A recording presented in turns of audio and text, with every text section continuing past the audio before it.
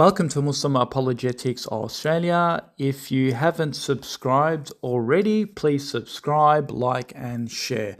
So, in this discussion, we're going to talk about Western politics. So, I saw a meme the other day and I thought I'll make a video response to that. So, if you haven't already known already, but in Australia, we have two major political parties. One is called the Liberal Party, the other is called the Labor Party. And so a meme was generated and it reads, some of them still think we're two different parties. Labor versus Liberal still think there's a difference. Fact is, both are committed to and directed by the United Nations. Heard of the Lima Declaration? Labor and Liberal both have the same intentions. So basically what this meme is suggesting is that don't be fooled by following these two parties, thinking that they are really an opposition to one another. They are really one in the same thing. So that's exactly their core argument, that, hey, you're being fooled. You're being fooled for following these major parties because these major parties are really one in the same thing. People who actually generate these memes come from other right-wing so-called independent groups, but I'm going to show you, and the reason why they do that is because they want you to swear your allegiance to those other right-wing groups, such as Pauline Hanson's One Nation group. So this is to steal, to take voters away from those major parties to be directed to the more right-wing groups. And of course, we know that, even from you don't need Einstein to figure this out. We know that the world is leaning towards a world war, whether it's going to be World War III, and people are discussing an Armageddon. There's going to be another world war and so forth. So obviously, if this is going to happen, and we believe that this is going to happen, and even Christian fundamentalists believe that this is going to happen, so obviously you're going to have more fascist, more right-wing parties that will, that will join these political parties, and they will gain lots of votes. Otherwise, how are you going to have a world war? So obviously, we can understand that these movements, these right-wing movements are growing. It's growing in Europe. It's growing in America. You know, what's happened with Donald Trump and so forth, how he even got re-elected. So you're obviously seeing this. And you have Benjamin Netanyahu, again, a fascist and a hard-lined extremist. You can see him winning in Israel and so forth. So we can see that the world is turning to that direction. However, that said, these people who are claiming you should go to more smaller parties, more independent parties, such as the right-wing parties, because those major parties, those two major parties, they're really one in the same thing.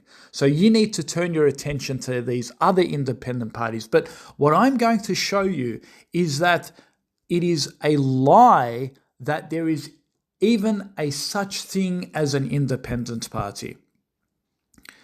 So answering the claim that in Western politics generally, both of the two major parties are the same, but independent parties are different.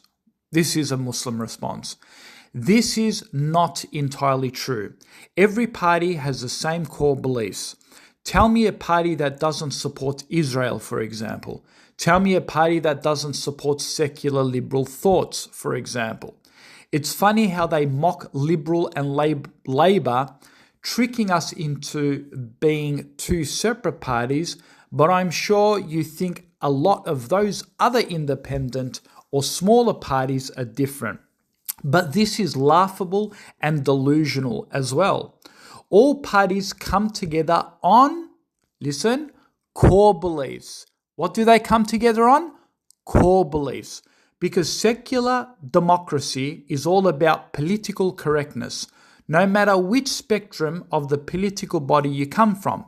That's how today's modern day politics works. In order to get voted, you must be liked by the people. The system is there to appease the masses, regardless if it's right or wrong. And if for some reason any party official isn't politically correct, then what generally happens is they are seen as a traitor by the vast majority or community, and they are exiled as a result. For example, how former Labour Party leader Sam Dastari was outcasted and forced to resign because he was accepting foreign donations from the Chinese. And yet for the past 100 years or so, the Australian political parties had no problem accepting foreign donations from Israel lobby groups in order to influence foreign support for the creation and establishment of Israel. So it's okay for foreign influence when it comes to Israel, but not when it comes to China. We can even discuss how every party has the same core beliefs regarding human rights and LGBTIQ, or even things like separating the church from the Constitution. These are all part of the core beliefs of every political party that enters the political chamber. So, this nonsense that there are independent parties that differ from the major political parties is nonsense. Don't get me wrong, they only differ on non-core beliefs, like they may differ on immigration policies, or they may differ on how the money should be spent, or they may differ on judicial legal matters. But for example, they will all come together if they had to fight a common enemy, like Russia, for example, who is communist, in order to preserve Western secular liberal values, or their dominance over Muslim nations when it comes to human rights and issues surrounding moral values. All parties will draw a line between the sand and come together in order to defend their perspective on human rights. That's why all the parties will vow to fight against Muslim countries who enforce Sharia law. Then all of those parties you thought were independent and different from the major parties are actually all the same. That is why, for example, when people vote during the elections, they will vote for the party they believe is lesser of the two evils, even when they are confused on who to vote for, because they understand how they all agree on the core fundamentals or beliefs. In fact, even in some cases, independent parties will ally themselves with other major parties in order to gain favors from them, or at times to bring down an opposition party. So clearly, there's no such thing as an independent party. So never be fooled with the notion that all these independent parties are all typically different from the major ones. No, they are not, and you are delusional fool if you think that. A truly independent party will never survive, let alone get into politics. The only way it would ever make it in is if it fools you to believe that they believe in the same core beliefs, and if it does sneak in from the back door, it will eventually get exposed for going against secretly those core beliefs, and it will be outcasted and in some cases even punished with legal implications. And this isn't just unique for Australia, this extends to all of the Western and secular countries, all of them. You can go to American politics. Doesn't matter who gets sworn in to the government, doesn't matter who gets sworn in as being the prime minister or whether he's a president, he will swear his allegiance to Israel All of them did that. You go from Barack Obama to Clinton to George W. Bush to Biden, to Trump, they all swear their allegiance to Israel. This is part of their core beliefs. So there is no such thing as, oh, we're an independent party, we're different from all the other parties. This is nonsensical. And of course, the same could be said for Muslim governments. If there are Sharia-compliant governments, the non-Muslim critic will say things like, oh, all of these Muslims, it doesn't matter which parties they come from, they all believe in the core belief of the Quran, they use the Quran as their principle and so forth. So I'm not saying I disagree with that, I agree with that. And even when we have a look at Sunni governments compared to Shia governments, yes, they all have a core belief, which is the Quran and so forth. I don't dispute that.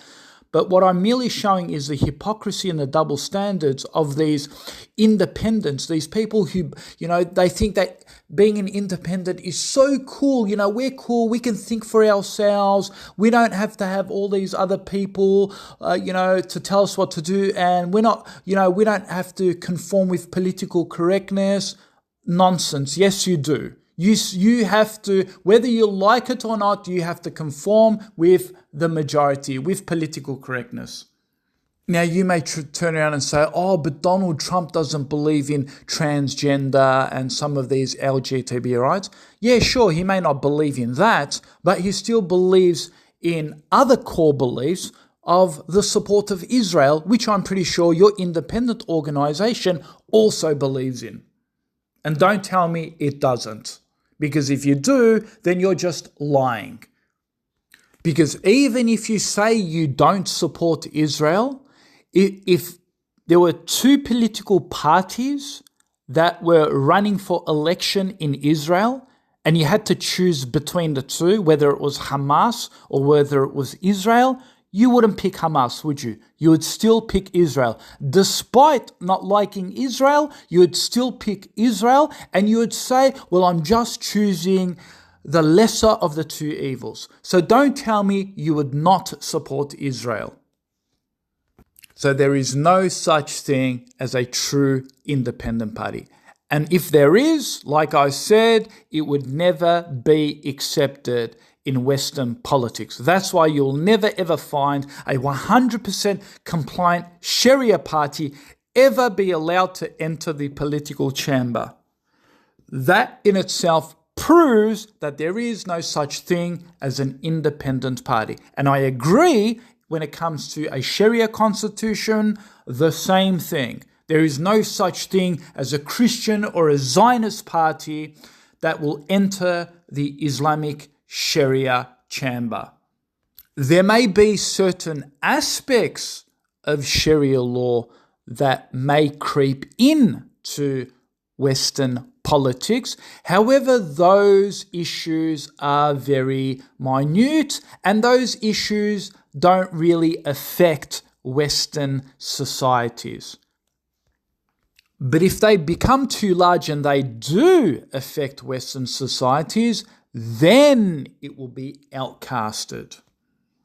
So there is no such thing as an independent party that can think for itself, that is so cool, that is independent, because Westernism is such a democratic system, such an ethical system. It's all about human rights, giving people choices, giving people freedoms to do as they like.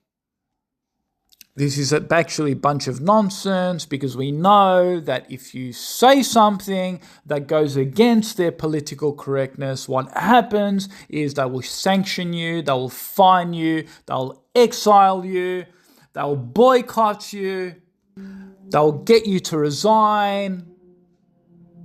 And at times they'll even blackmail you. They'll actually blackmail. Yes, it happens. It happens. It happens all the time. Where, for instance, they'll secretly send agents to take your pictures while you're nude in the bathroom or something, or doing some sort of activity in your privacy, and they'll say, "We're going to share this with the world if you do not shut up and go away," and so forth. So they'll actually use briberies and blackmailing you and so forth in order to discredit you. So again, there is no such thing as you have a voice. They claim to give you a voice, but if you try to express those thoughts, they will punish you for it. If it's controversial or if it goes against the vast majority of their political correctness.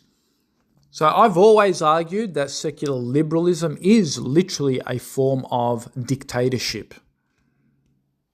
The only difference is they don't have one dictators, they have hundreds of thousands of dictators. They remove one dictator and then another dictator goes in. They remove one dictator and then another one comes in. So Western secularism hasn't actually removed dictatorship. They have actually concealed dictatorship. So with that said, thank you for listening. Please subscribe, share and like, and I'll see you in the next video.